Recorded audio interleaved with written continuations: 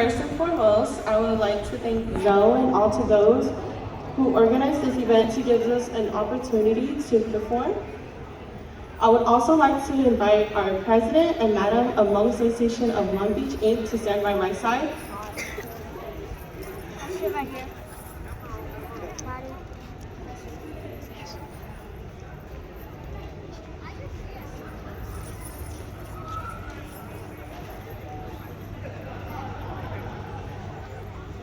My name is Summer Lee, and I am a Hmong dance coordinator of Hmong Association Long Beach, Inc. culture arts program called Gangnam Games that has been based in Long Beach since 1998. We are very honored to be here today and will be presenting Hmong dance that has evolved since the 1980s.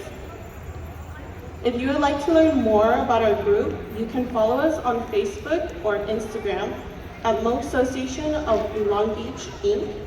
Likewise, we hope you enjoy our performance. Thank you.